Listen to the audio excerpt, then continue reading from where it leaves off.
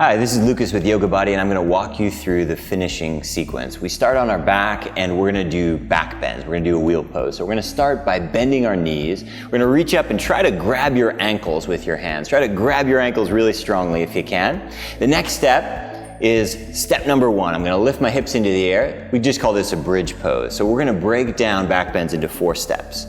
Each of the steps is important.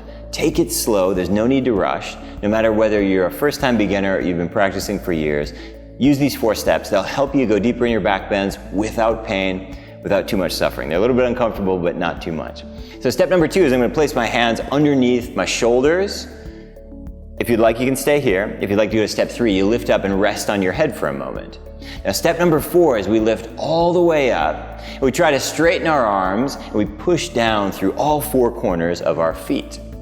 Really great, and what we're going to do now here is we're going to breathe with that ocean-sounding breath. You'll find it's much easier if you play at the bottom of the exhale, which means rather than trying to take a big deep inhale, you just take baby breaths at the bottom of the exhale. And we're going to stay here for 3, for 2, and 1. We're going to reverse down the same way we come up. The shoulder blades come down, and then your bum comes down. We'll take a break and relax here. Back bends are really intense. Our body naturally protects these areas of our body, our heart, our vital organs, our groin.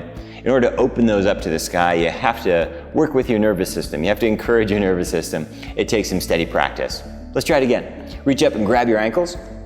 Lift your hips high up into the air. Great, this is step 1. Everybody can do step 1. I don't care if you just started doing yoga today. Everybody does step 1 for the duration. All the other steps are optional, but if you're feeling ready, bring your hands under your shoulders. If you're feeling comfortable, lift up onto your head, take a break here. And then last but not least, take your time as you come all the way up. Great.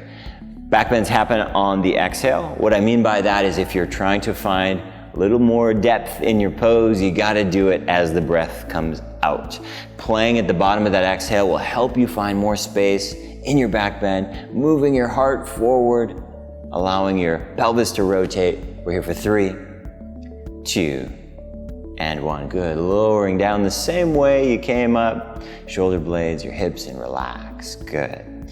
A lot of our practice builds up to back bending. Back bending is a peak pose in any practice, and so we have this natural tendency to skip it. The poses you want to skip the most are the poses that you need the most. This pose has just tremendous, tremendous strength and flexibility, not to mention cardiovascular and nervous system benefits. Let's try it again. Reach up, grab your ankles. Last one, I promise. Lift your hips way up into the air. This is a bridge pose. If you're exhausted, if you're new, if you're making excuses, that's okay. You can stay here. If you're ready to go a little further, you can take your hands underneath your shoulders. Good. Step number 3 is you lift up on top of your head, and step 4 is you lift all the way up in a full wheel. Good. Work to straighten the arms, connect down into the floor. We're here for 5, 4, 3, 2, and 1. Good. Lowering down exactly the same way you came up. Perfect. And then from here, give your knees a hug into your chest. And you can rock and roll, and come up to a seated position. And when you're up in a seated position, stretch your legs out in front of you. You can bring your legs as wide as your mat. Flop over your legs in a really gentle forward bend. And just do nothing. Just let your body relax. There's no need to try to get deeper. Just allow that lower back to relax and release, and the best way to do that is just to relax over your legs. Back bending, the counter pose, is a forward bend. In yoga, almost all of our poses have a counter pose. When we twist to the right, we twist to the left. When we back bend, we forward bend. It's really helpful just for balancing not only our connective tissues, but also just for balancing our energy. Great, let's come all the way back up to a seated position. We're going to do a shoulder stand, so lay down on your back. You can just roll down onto your back. And from here, we're going to lift our legs up into the air and roll up onto your shoulders and then point your toes up towards the ceiling. Great, you bring your hands onto your back with your fingertips pointing up. This is an awkward pose. If it feels a little uncomfortable, if it feels a little bit strange, you're doing it correctly. It always kind of feels a little bit peculiar. You'll notice the fingertips are pointing up towards the toes. It takes a little while to get to that point. You'll also notice that my elbows are coming in. If you can, walk those elbows in a little bit closer. Try to make your body straight, and with your eyes, just look up at your toes. Now again, this is a little bit of an awkward pose. It always stays a little bit awkward, so don't worry about it. just try to breathe into it and find some comfort. This is an inversion. In yoga, anytime our head is below our heart, that's an inversion, right? And so this, like a headstand, like a handstand, is an inverted pose. Inverted poses change our blood pressure. They have a really positive effect on our circulation, and they give us this really great uplifting feeling when we complete them. From here, from the shoulder stand, let's take our toes down behind us. What we're gonna do is point the toes. Great, now we're gonna interlace the hands behind your back and breathe here. This is called a plow pose, and the key thing to remember here is to point your toes. Many people want to have their toes tucked under. This makes it just a little bit more challenging. If you feel a big stretch in your ankles, that's normal. If you feel a nice release in your lower back, that's what we're going for as well. Wherever you're feeling it is just great. Sometimes people say, oh, I only feel this in my ankles.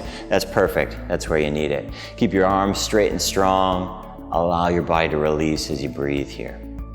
Perfect. Place your hands flat on the floor. Slowly roll down onto your back. Slowly roll down onto your bum. Good. Hug your legs into your chest. And from here, we're going to rock and roll up to a seated position, crossing your legs. Place your hands down in front of you. Step back to a downward facing dog. Drop down onto your knees. Drop down onto your knees. Great. We're going to do a headstand. We do headstand just like we do back bends. We do it in steps. Doesn't matter if you just started yoga today. Doesn't matter if you've been practicing yoga for years. Taking some of these poses in steps is really helpful for making sure you've really got it and you've really found the balance. You're not just rushing into it. So the first thing we do, grab our elbows, interlace our hands, and then we open our hands up. So what we're doing is creating a cradle for our head on the floor. The next thing we're going to do is we're going to put our head right into that cradle. So we put our head on the floor, and you want to put your head right about at the hairline, because what happens is your head's going to roll forward a little bit, and you'll end up right on the soft spot of a baby's head. If you imagine a young baby, they have this soft spot. That's where we're looking for, right on this part of your head. So you want to start with your right on your hairline, and then your head will roll up to that natural position. Great, we're going to tuck our toes under and stand up in a downward facing dog with our head on the floor. That's what we're doing here. We're going to bring our toes and our heels together. Everybody can do this pose. This is downward facing dog with your head on the floor. It's also an inversion. It's also a variation of headstand. You're already doing a headstand. Anything else that happens from here on out is just gravy, right? So take it really slowly. If you're comfortable and you'd like to, you can start to walk those toes closer towards your elbows. But we want to keep these legs really straight. What we're looking for is hips over shoulders. When your hips are over your shoulders, your bum, your body, everything becomes really light. You're just stacking your bones, stacking your anatomy. Good. The next step, step 3, if you're comfortable, is we keep one leg straight and we bend one knee into our chest. And then we switch. The other leg straight and we bend the other knee into our chest. And we just go back and forth like that until we're comfortable. And then if you're comfortable, we can bend both knees into our chest. This is the final stage. And we can hover here. And if you're comfortable, we can really gently extend the legs into the air. We don't jump, we don't bounce, we don't use walls, we don't rush into it. This is your head, this is your neck, don't mess around. Good. Headstand is something everyone can learn. Doesn't matter if you're carrying extra weight, doesn't matter if you're super fit, super flexible, or super strong. Anybody can learn it, but you have to take it in stages. It's really, really beneficial. Developing the musculature of your shoulders and yes, even your neck is really, really great for you as long as you do it slowly, safely, and with control. At the most, it'll take you 6 weeks to learn this if you do it step by step every day. Really great headstand. Let's everybody, wherever you are, slowly bring your legs all the way back down. And we'll take a rest in a child's pose. Knees wide apart, forehead on the floor, stretch your arms out in front of you, turn your hands up towards the ceiling. Perfect, we relax here. Good. Great. And then from here, place your hands down, tuck your toes under to a downward facing dog. And then walk your feet all the way through, sit down, and then lay down on your back. Good. Stretch your legs out in front of you. Bring your feet about as wide as your yoga mat. Let your feet flop open to the side. Lay down on your mat. Good. Turn your hands up towards the ceiling. Relax your body and close your eyes. When we finish our yoga practice, sometimes we start to think about poses we wish we had done better, or we start to think about frustrating pains or irritations in our bodies. We start to have this playback of the class that we just did. I'd encourage you to try not to do that. Instead, just let all that stuff go. All of the practices you've done, all of the poses that you've done, it's all about the practice. There is no destination. The poses are never perfect. We're always just practicing. So take a moment here now. We're going to take a few minutes to lie on the floor and relax. Try to let your body melt down into the ground. Try to let all those postures and all those breathing exercises and those breath counts go away. And just let your body be still. Let your body be quiet and relax down into the mat.